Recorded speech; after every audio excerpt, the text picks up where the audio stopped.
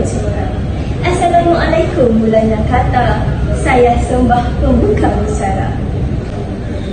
Selain daripada COVID-19, kita ada satu lagi penyakit keturunan yang boleh memudaratkan kesejahteraan keluarga kita, iaitu penyakit thalassemia. Anda semua tahu apa itu thalassemia? Tonton video ini sehingga habis untuk ketahuan lebih lanjut tentang penyakit ini.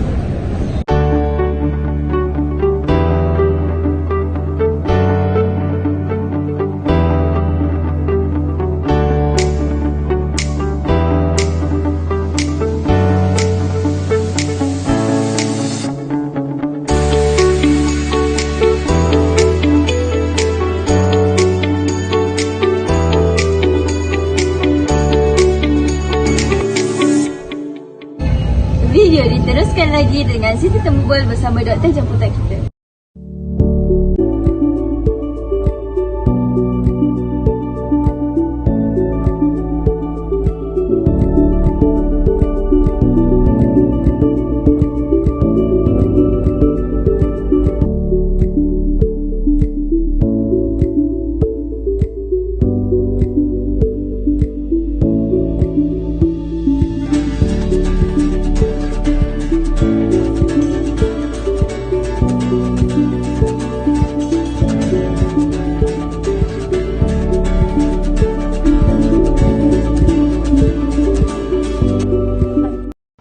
Kembali lagi kita dalam Temu Bual.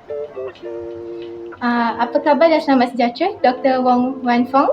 Khabar baik. Saya ambil kesempatan ini untuk ucapkan ribuan terima kasih kerana Dr. Wong sudi terima jemputan untuk datang ke sekolah SDK.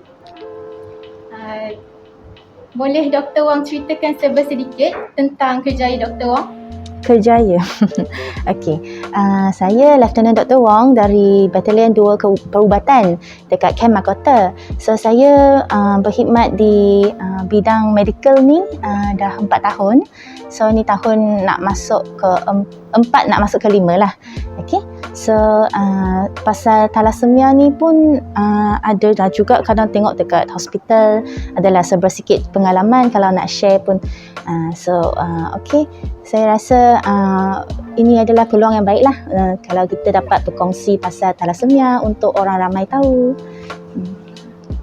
Sangat hebat ya tetamu jemputan kita pada hari ini.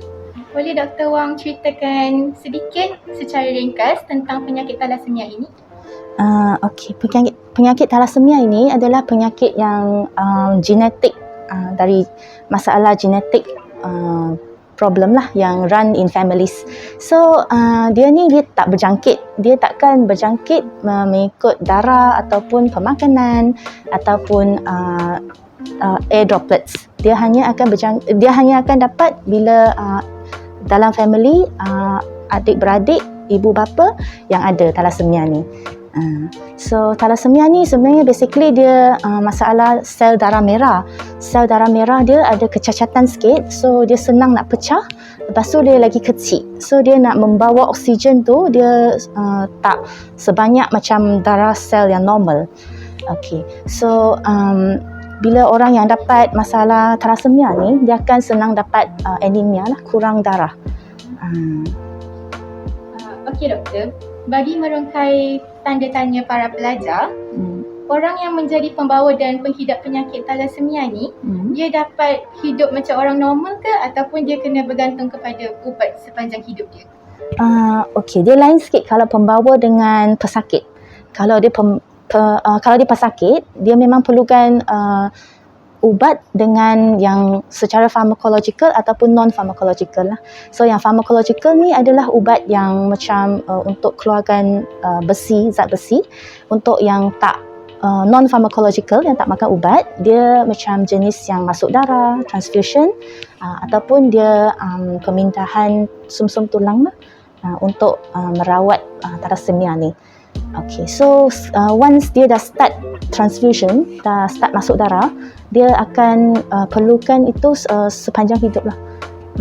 Okay, so untuk yang pembawa pula, pembawa ni dia selalunya tak ada tanda-tanda sangat, and then dia boleh buat kerja macam biasa, dia boleh buat rutin harian dia macam orang normal. Cuma mungkin dia ada sikit lah macam senang penat, Ataupun dia cek darah tu, nampak dia punya darah tu HB dia kurang sikit. Itu je lah. Bagaimana pula dengan penjagaan pemakanan pesakit thalassemia? Betulkah mereka tidak digalakkan untuk ambil zat besi? Betul. Kalau zat besi tu, okey, sebabnya dia punya sel darah tu tadi, dia senang pecah kan. So bila pecah tu, dia akan keluarkan besi tu, hemoglobin, heme tu. Dia akan keluarkan besi. Lagi satu dia sebab dia berpanjangan yang masuk darah tu kan, so dia akan dapat lagi banyak besi dari darah yang masuk tu. So kalau dia makan lagi zat besi, zat-zat besi tu dia akan melekat dekat organ-organ dia tu. So bila zat besi tu melekat dekat organ, dia akan buat komplikasi lah. Kalau dia melekat dekat kita punya hormone glands kan, kita punya hormon tu tak boleh nak keluar. So that's why komplikasi dia tak ada growth hormone, dia tak ada hormon yang regulate kita punya gula. Jadi orang tu dia akan senang dapat diabetes, dia akan stunted growth, dia tak boleh nak membesar lah. Macam tu. Kalau dia tengoklah dia melekat dekat mana, dia boleh melekat dekat hati, dekat jantung, dekat tempat-tempat lain, spleen apa semua tu. Membuat komplikasi. Bagi mereka yang hendak akan berkahwin pada masa hadapan, boleh doktor ceritakan macam mana nak menjalankan pemeriksaan terhadap mereka untuk tahu penyakit thalassemia atau tidak? Okey. Untuk yang sebelum nak berkahwin tu, kita sarankanlah untuk membuat saringan ujian darah thalassemia dulu. Okey, sebabnya kalau dua-dua pembawa tu, dia ada risiko untuk dapat anak yang pesakit. Kalau pesakit dengan pembawa, risiko yang tinggi juga untuk dapat yang anak yang pesakit. Sebab tu better buat saringan dulu. Sebab apa? Sebab kalau dapat anak yang pesakit tu, bukan sahaja kita sebagai parents yang susah, yang anak-anak pun kesian jugalah. Sebab dia banyak masalah, yang growth dia tak boleh, dia punya pembesaran tu tak okey. Lepas tu dia ada banyak side effect dia, komplikasi dia.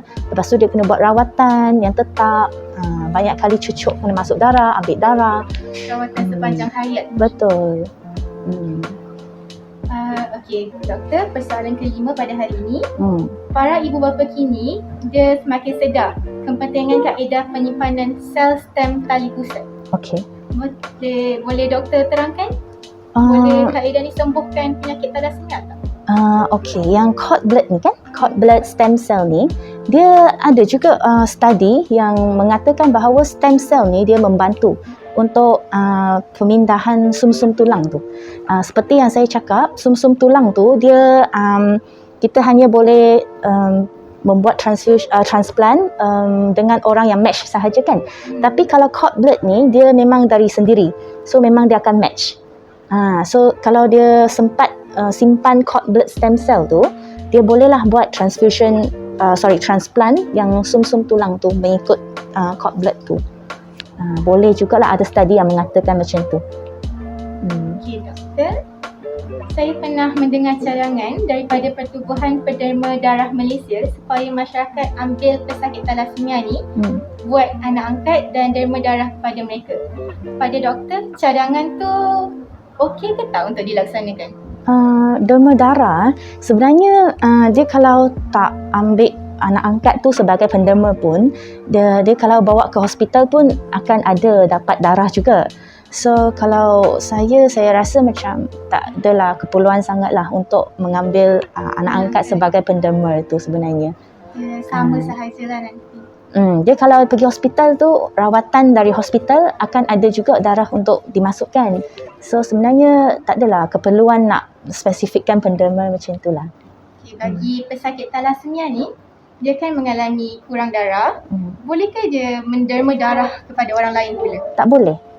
Dia sendiri dah kurang darah, dia dah perlukan transfusion, so dia memang tak boleh keluar lagi. Dia kalau keluar tu dia lagi kurang darah. Lagi bawa benda tak baiklah. Dia lagi banyak komplikasi kat dia. Boleh kongsikan pengalaman doktor yang paling menarik semasa rawat thalassemia? Okey, merawat thalassemia ni sebab thalassemia ni dia selalunya jumpa dekat budak kanak-kanak. Patient kanak-kanak. So selalunya kita akan jumpa patient ni dekat pediatrik punya ward kanak-kanak lah dekat hospital. Okey, so kanak-kanak ni kadang diorang tak tahu masuk Diorang tak tahu pasal rawatan ni kena masuk darah, kena banyak kali cucuk apa semua tu. So ada yang kecil tu dia macam tak tahulah, so diorang ceria je. So rasa macam, saya pun rasa macam baguslah budak ni ceria. Kita walaupun masuk darah, kita cucuk dia banyak kali, dia tak adalah macam meronta sangat. Dia macam dia tetap ceria sebab dia tak tahu lagi kenapa kita perlu buat macam ni apa semua tu. So saya rasa itu adalah sangat, saya rasa warm lah kalau budak tu rasa macam ceria, tak adalah macam ronta sangat. Ibu bapa dia pun okey.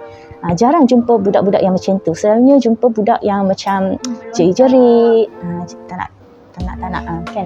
Lepas tu budak ni, budak yang selalu masuk darah ni, dia ada faces dia tu, muka dia tu. Bila banyak masuk darah dengan pecah sel darah dia tu, yang saya cakap tadi, yang keluar banyak iron tu kan, yang zat-zat besi tu deposit dekat muka dia, dia punya muka pun ada perubahan. So dia punya tulang-tulang apa semua tu ada macam keluar sikit, gigi jadi banyak. Itu ada faces dia tu lah, thalassemic faces. Okay, so thalassemic faces ni memang sekali tengok dah tahulah, oh orang ni mungkin thalassemia. So itulah, rasa macam, saya rasa kesian lah dekat budak-budak yang penyakit thalassemia. Lepas tu kena cucuk banyak kali sebab masuk darah ni selalunya sebulan sekali ataupun 3 bulan, depends on dia punya result darah macam mana. Berapa serius lah dia punya penyakit dia tu. Sebagai penutup bicara kita akhiri dengan soalan yang terakhir, iaitu apakah harapan doktor terhadap penyakit thalassemia ni pada masa hadapan? Harapan sebenarnya kan saya lagi rasa mencegah lagi baiklah. Okay, so saya rasa better yang sebelum partner nak berkahwin apa semua tu, better buat saringan dulu untuk kurangkan rate yang dapat anak-anak yang pesakit thalassemia ni. Betul, dekat parents pun kesian sebab financial pun ada problem, nak jaga pun susah sebab nak kerja kan. Anak-anak pun kesian lah, nak buat rawatan apa semua tu. So saya rasa mencegah lagi baik lah. Sekian itu sahaja daripada kami, Sekolah Klinik Luang. Saya mengucapkan terima kasih lagi sekali kepada Dr. Wong Wen Fong atas kesediaan dia untuk hadir pada hari ini. Sekian, terima kasih.